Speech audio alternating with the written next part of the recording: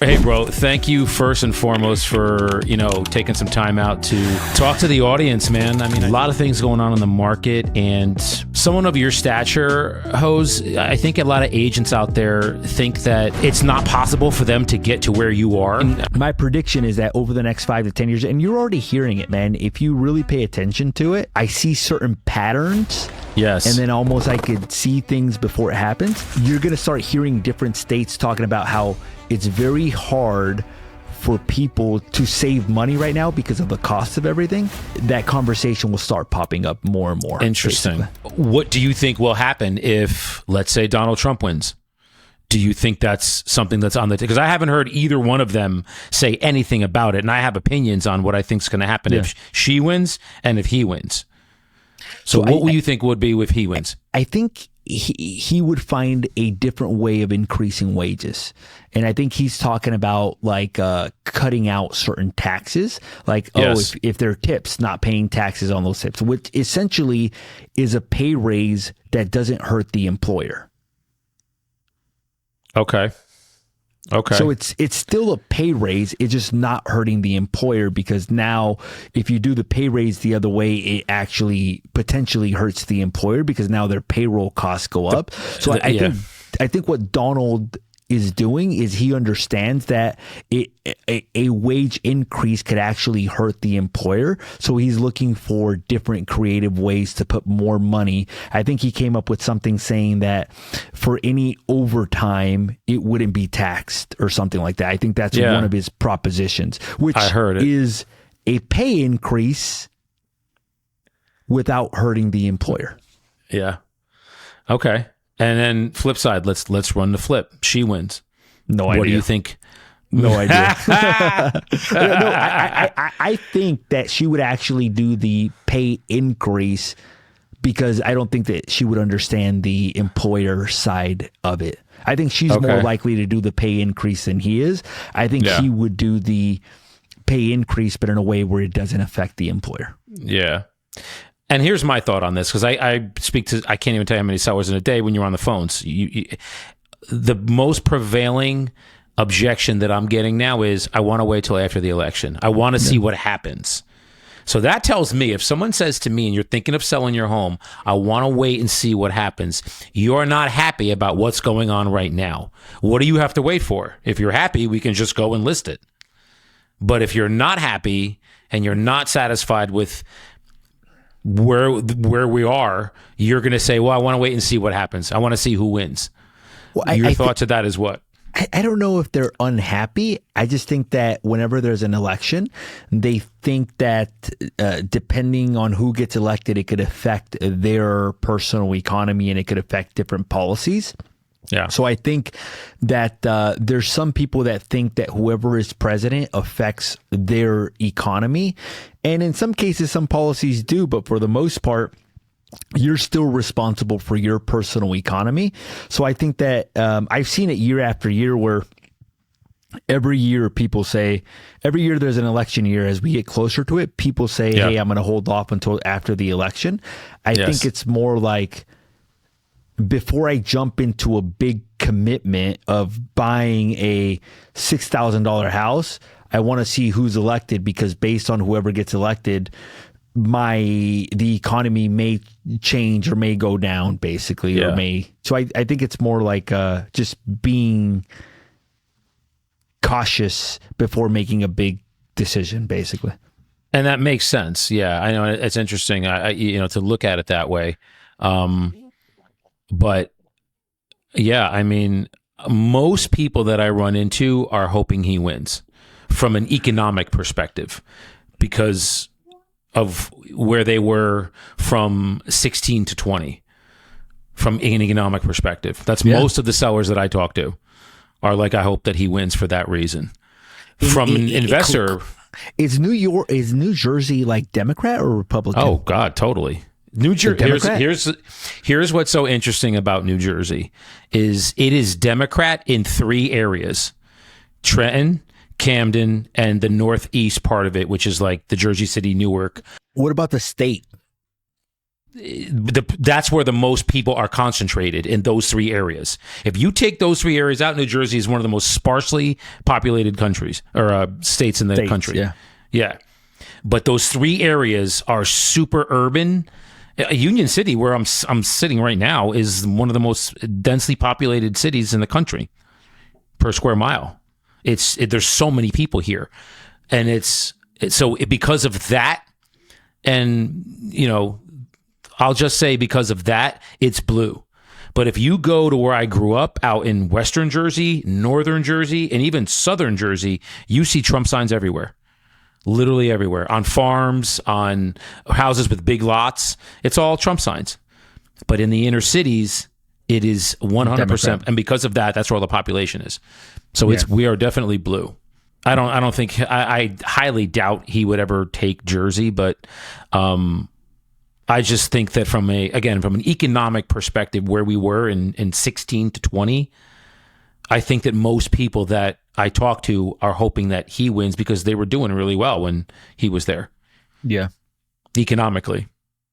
That's my experience with talking to people on the phone. I mean, you're in Cali, you're maybe as blue can get.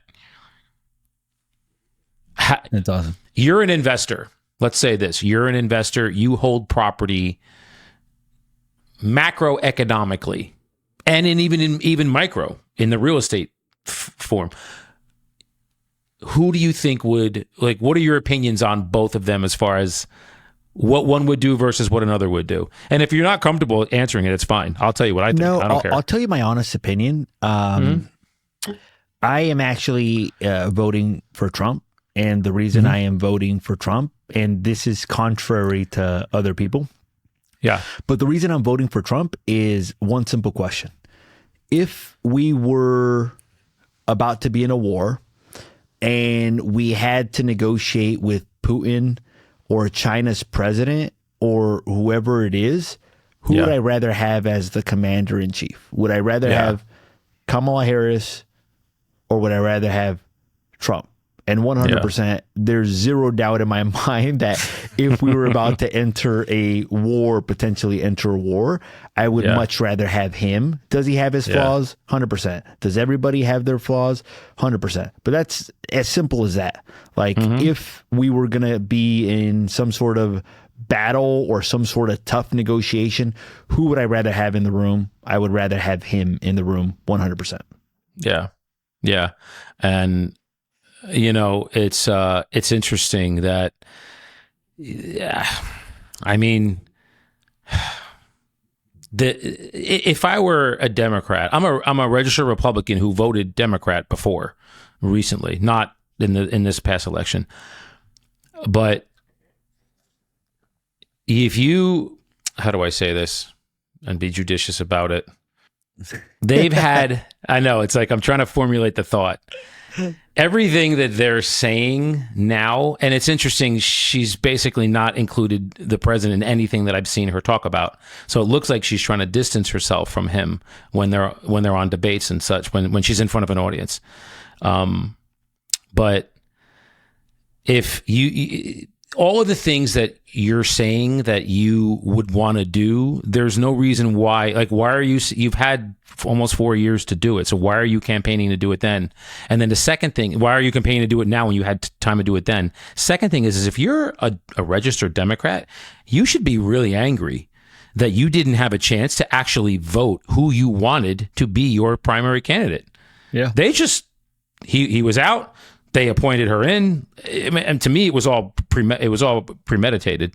They knew what was happening. But if I was a registered, because I can't vote in primaries, I'd be angry. It was very strategic on their part. Have you ever seen that guy that predicts elections?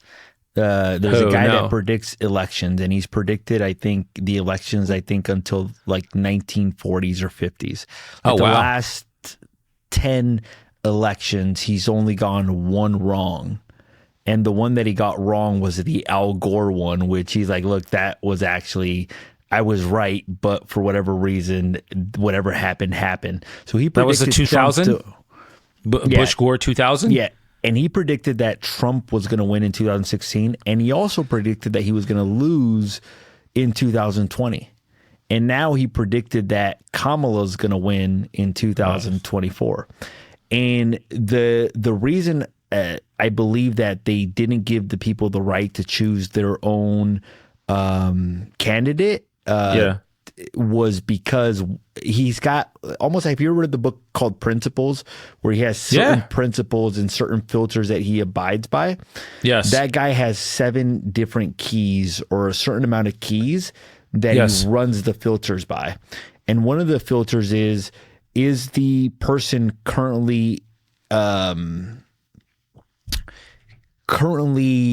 in office, like either as a president or vice president, basically. So the reason they chose her versus somebody else is because the odds of them winning are higher with her than somebody else coming from the outside. So it throws off the keys. It's actually, I can't remember the guy's name, but look up guy who wins guy who predicts presidential elections. Yeah, I gotta look at this guy.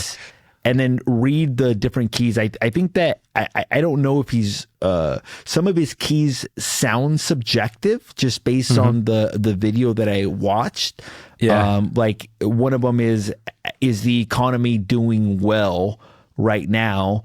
And he said yes, which increases the chances of the current party staying in administration.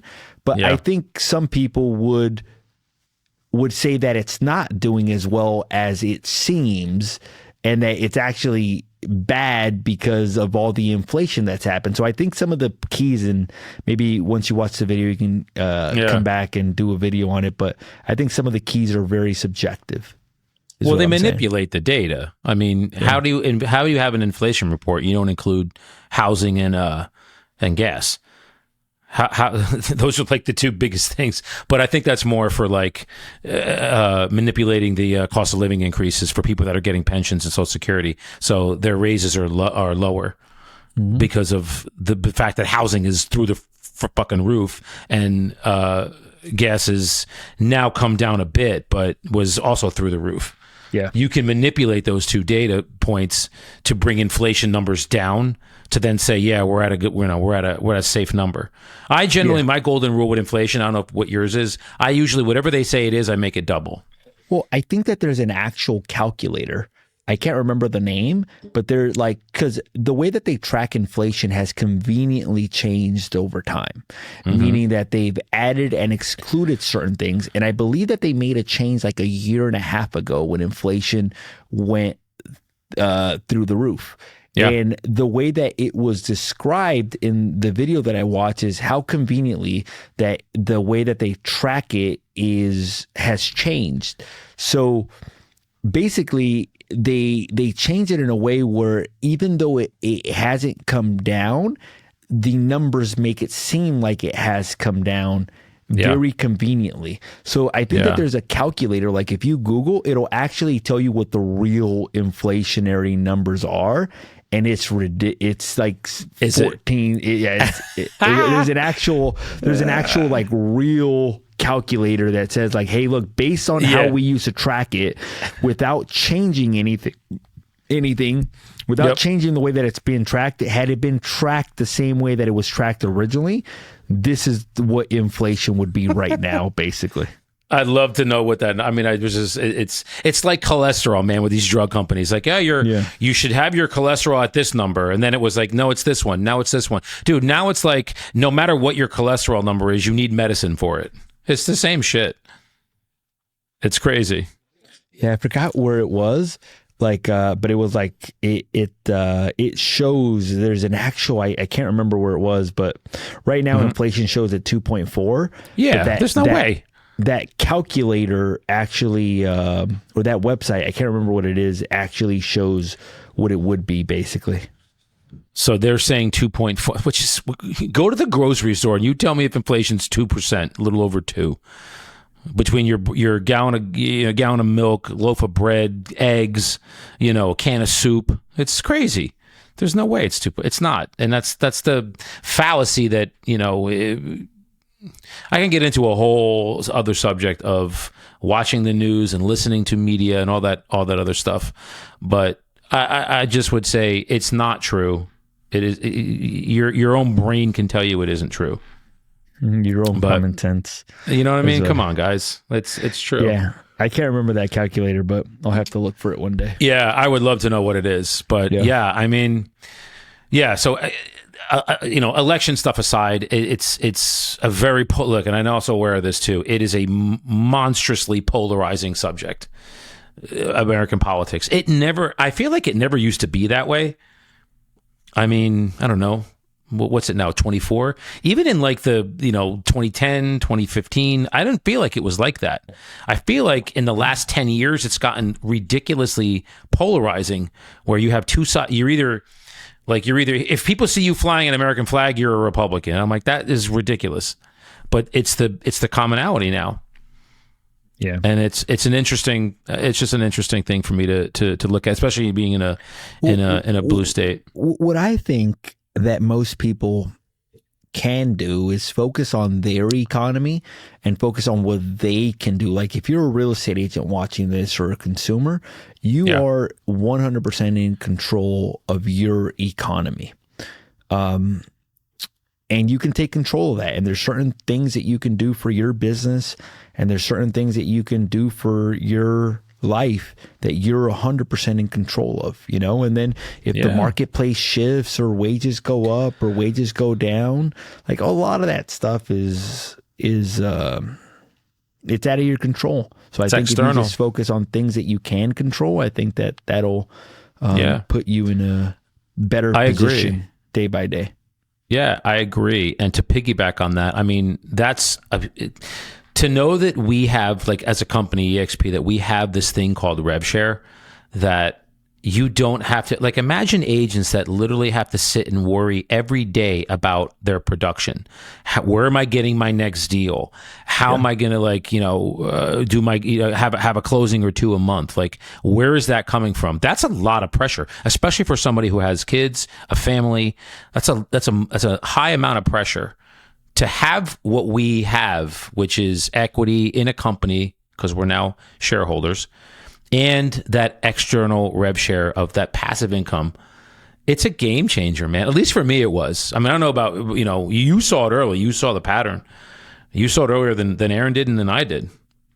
Yeah. I agree with you. I think I agree with Aaron when Aaron says that over the next 5 to 10 years, 50% of all agents will be with cloud-based brokerages. And the reason is that there's a lot of inefficiencies with the physical brokerages. And over time, I think that that is the way of the future. And over time, some of these different brokerages are actually offering different incentives for people. Some of them are offering share ownership. Some of them are offering revenue share. Some of them are offering lower splits. So I think it's a way for agents to keep more as commissions continue to get compressed and competition from different avenues, basically.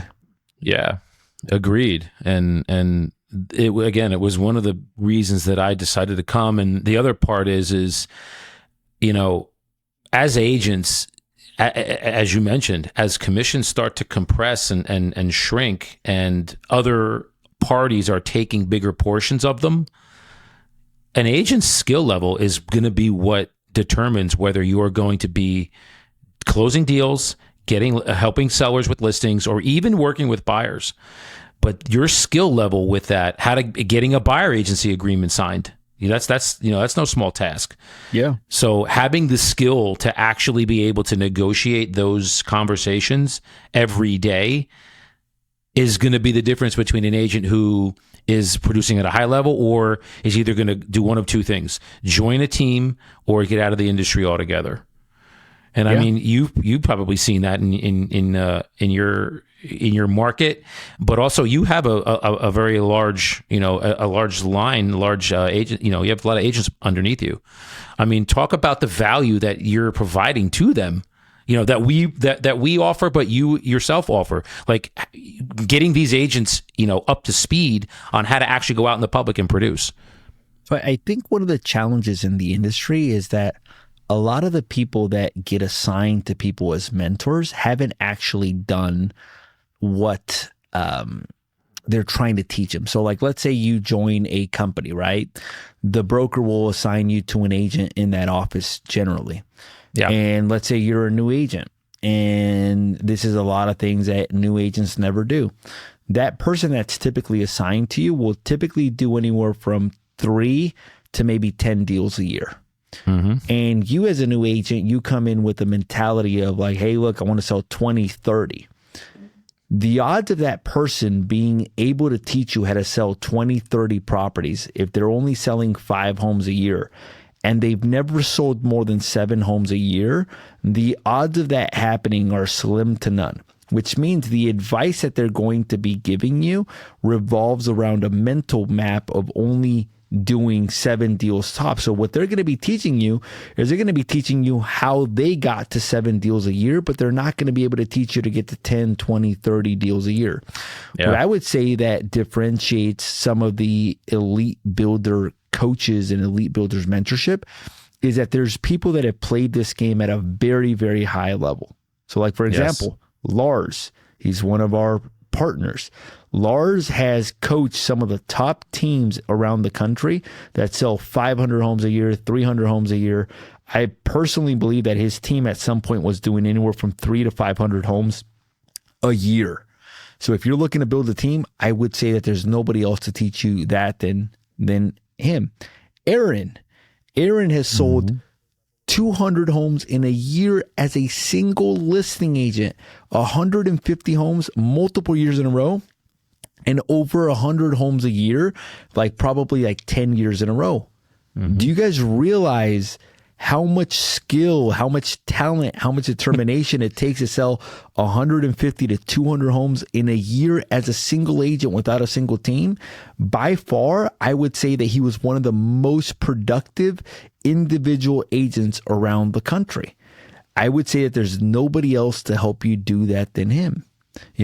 So what we're offering at Elite Builders is we're offering about 75% of our training that we charge for, we're offering it for free. So we have different calls with different leaders in the company, and everybody offers that for free. So instead of being an agent and you're getting access to the thinking of somebody that's maybe only done 5 deals in a year or 7 deals in a year, you're getting access to people that have done 200 deals in a year, 150, 300 deals on a team, or grossed ridiculously high amounts of personal commissions, like 1.5, 2 million as an individual agent.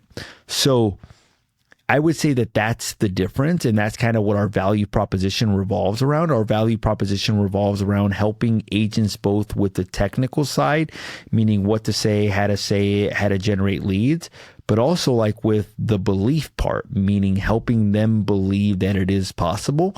And the reason I say that it is possible is because we've done it. And because we've done it, we're able to be like, yo, this is possible. In my market, it was funny because when I got started, I would tell people that I wanted to sell 100 homes a year. And people would tell me it's not possible. And the reason they would tell me it wasn't possible is because at that time, there wasn't many people doing it in our market at that time. Most of the people were hovering around 5 to 10. But whenever I would go to these seminars, I would see it in other markets. I'm like, well, if they can do it in that market, I can do it in this market. And sure enough, it's possible. So I think the same thing just for Elite Builders. I think that our value stack is consistently growing, consistently changing, and we're consistently looking to add things to help people. I sincerely believe, Aaron says there's probably others out there, but I haven't met them yet. I said, listen, man, I don't think there's another org out there that offers what we offer in terms of skilled agents, high producing agents, and then access to those high producing agents, and then listing the value stack, the role play group. I run the role play group. So we role play in the morning, 7:30, and then we do another one at 11:30. We do the listing presentation at 11:30. We do expired for sale by owner, just listed, just solds, the pre-qual. We go over that in the morning, and you get a different partner. You role play those. So you're doing those. And I mean, I know you're a huge fan of role playing. You've done it your whole life. Yeah. And that's how come your skill level is the way it is. So these agents that are either in the industry for a while and not producing at a high level, or they're fresh out of real estate school and don't know, how to generate their own business. These things and these classes, skills, phone calls, proximity that we offer to people like yourself, to a certain extent, me, to a certain extent, Jess, Aaron, you're getting around people that are, high achievers. But the flip side, and you mentioned this, and I want you to talk a little bit about it, because I mentioned it when we first started talking, is you're getting around people that will instill in you. We'll give you the tactics and the skills. Everybody can, that's not the issue. Like the linear way of getting a skill and a tactic. You practice it, you memorize it, you learn it, now it's yours. But the mental belief that you can actually do it, Hose, I think that there are so many people out there that they do not think they can do it because they haven't done it yet, and they don't have a belief in their mind that they can. So it's funny because Aaron and I were talking about this, and we were talking about how I'm very good at the technical side. But what he was explaining to me is that a lot of the times agents are struggling. It's not really technical. It's actually like a matter of believing in themselves and believing that they can actually do it. So I think that as you help agents, you got to help them increase their belief in themselves. And I think just planting things, like, it's funny because my brother-in-law was telling me, he told me a long time ago that we were talking at a family dinner how he used to sell chips in high school with lemon and spices. And he made like $30,000 in a couple years selling chips. And what I told them was, hey, bro, that's going to be a really cool story when you're on stage telling it. So almost like casting like a bigger vision for him. And I think like casting a vision, like be like, hey, it's going to be really cool once you get to this level. Or one of the things that I say to one of the agents that works on my team, I'm like, bro, you have so much potential, dude. It's crazy how much potential you have. I'm like, if I achieve what I achieve and you with your skills that you possess, like you can actually achieve way more than what I achieved. So like passing that on, like almost like before I believed in myself, Aaron believed in me. And Aaron told me like, hey dude, you can get to 100 deals. No big deal. You'll be able to get there. And I think as a leader, you can do that. Like I keep telling Aaron this, as a leader in the organization, I keep telling him this. I'm like, Aaron, you're one of the best kept secrets in real estate. You're one video away from blowing up. And once that video happens, I promise you, bro, like it's going to be so insane because by that point, everybody's going to know who you are. One of the things that I tell them as well too, I'm like, hey, look, I listen to different people online. Like there's a lot of famous influencers. And I'm like, I personally tell them, I'm like, you're ahead of this person, you're ahead of that person, you're ahead of this, you're ahead of this. I see you in this category. So I'm basically casting a vision to Aaron as well too. Like, hey, look, like you've got like, you're already there. It just hasn't caught up to you yet. Because the reality is I see him there already. It's just the attention is not caught up to where he's at. But in the real estate industry, I personally believe that he's one of the best kept secrets. And now it's coming along like where more and more people are finding out about him. So I think in order to help people with their belief, I think there's a couple things. There's one, as a leader, having people that believe in you and the people that believe in you casting that out there. But I also think individually, like keeping promises to yourself, I think that that'll help you in terms of like developing belief, like saying, hey, look, I'm going to do this. I'm going to make this amount of contacts. I'm going to practice this amount of times. I'm going to do this. I'm going to do that. I think a lot of that helps. And then also like even like acknowledging certain wins that you're having, and sometimes it takes somebody from an outside perspective to acknowledge some of the wins that you're having, Yeah. Yeah, I mean, I have, it's funny. I just had a call today with, one of the agents that I'm kind of coaching him. He's in my line, but he's like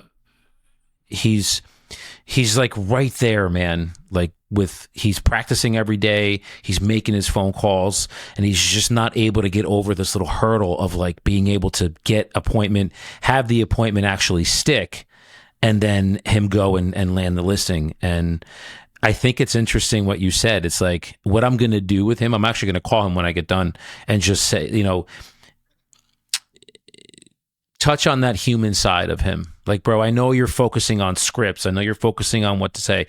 I'm like, you're just having a conversation. Have a conversation with somebody. Just ask questions that you would want them to ask of you if you were looking to sell your property. Instead of focusing on like, all right, I'm going to ask this question. They answered, then I asked this one, then they answered, then I asked this one. Bro, it's like, I've been on listing appointments where literally I just sit there, allow them to talk about themselves the entire time.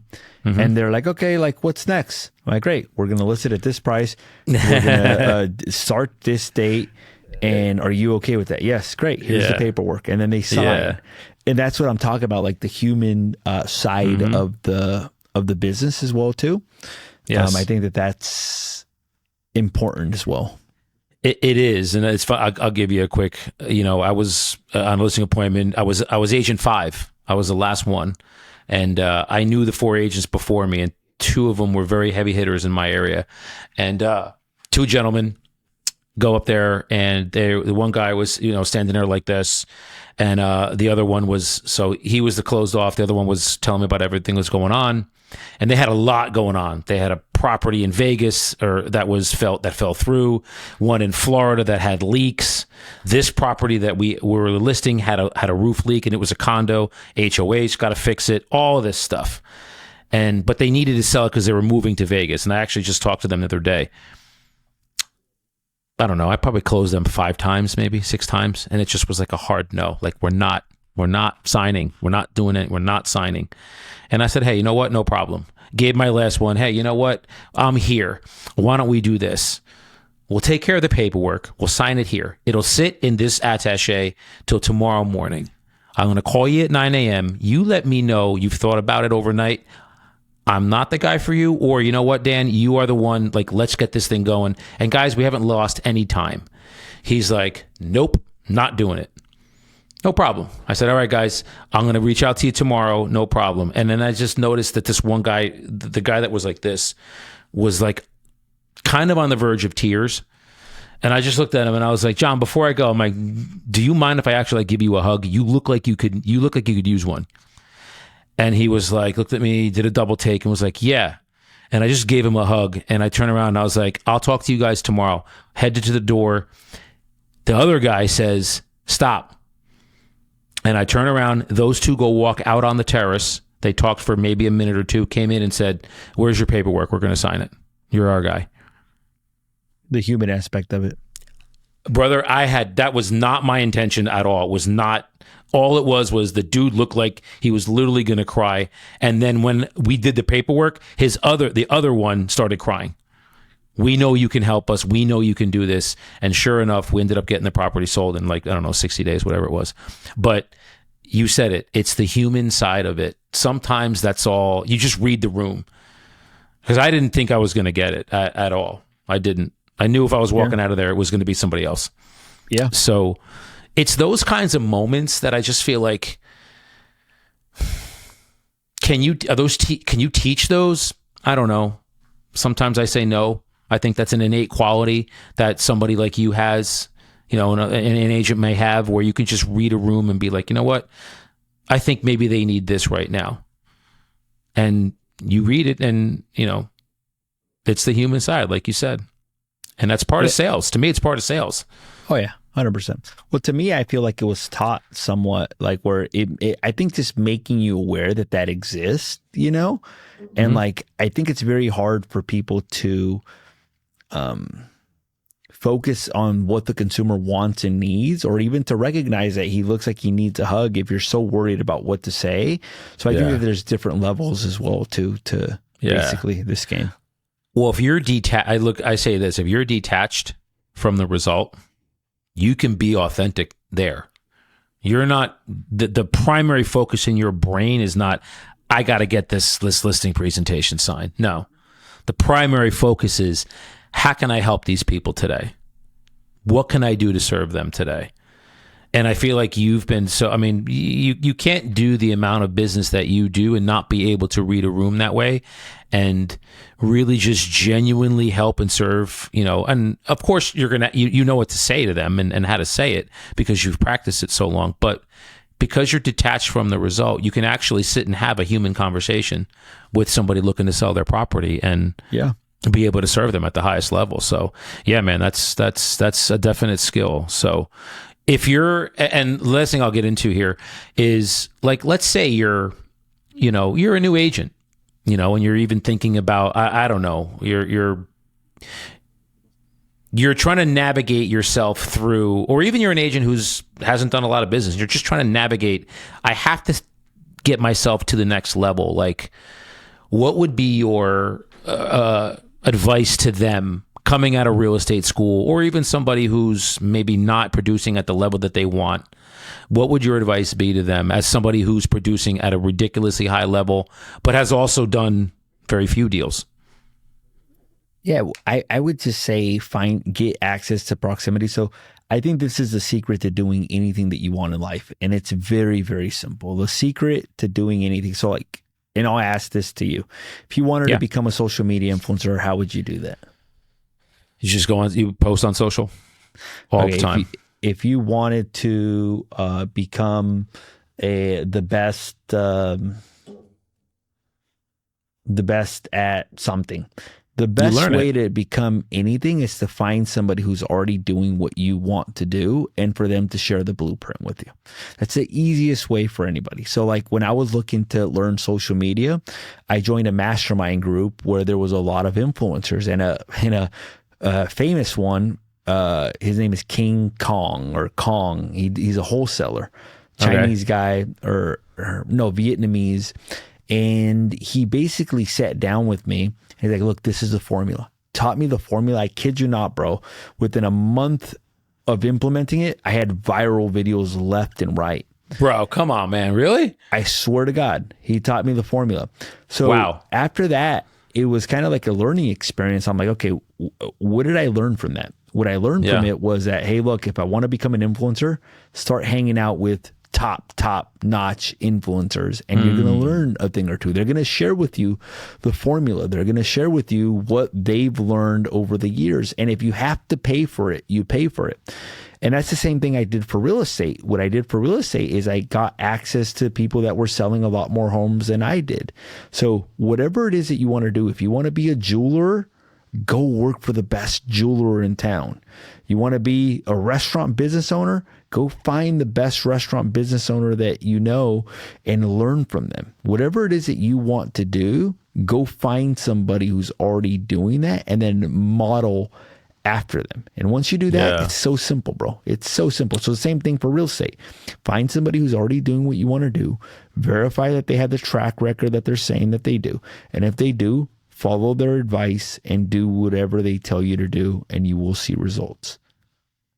Wow. Yeah. I mean, look, I think we've done that, and that's why that the value stack that we offer here is so powerful. I think because it puts you in proximity to people like yourself, like Aaron, like Lars, like John, that have done real estate in ridiculously high volume, that you give access to just literally by partnering with us. You get access to someone like Jose, who's done $2 million a year in gross commissions. Aaron, who's done 200 homes a year twice, and 100 homes a year 10 years in a row. You get access to people. Lars, who's probably sold, I don't know how many, 2,000 homes himself. You have access to these people simply just by partnering with us, and we give you that for free. So you have nothing to do but be a success because you're now around in proximity to us. So I think that value stack is really powerful that we offer. So, and you do calls once a week that you do an Ask Me Anything mastermind that you do for, you give it to us for free where I think most people want to ask about investing, but what are most of the things that they talk about on your call? Investing, a lot of technical stuff, like just like, hey, I had this seller tell me this, or I had this situation, how would you handle this? So it's a lot of like, hey, I had a property not appraised, or I have a property that they submitted a request for repairs, just a lot of technical stuff. But yeah, I'm very good at that stuff because I'm almost at 1,000 sales in my career. So there's almost like I've almost experienced almost every single situation out there. Yeah. And now I'm getting to the point where it's multiple times, even for the weird one. So it Yeah. helps out tremendously. Wow. That's powerful, man. Yeah. So, I mean, listen, agents, if you are out there and you are struggling and you don't know right now how to draw your own leads, because look, I mean, the bread and butter of any agent is how to find clients, new leads. If you're struggling on how to find new leads and you're looking for new lead sources, listen, partner with us, DM us.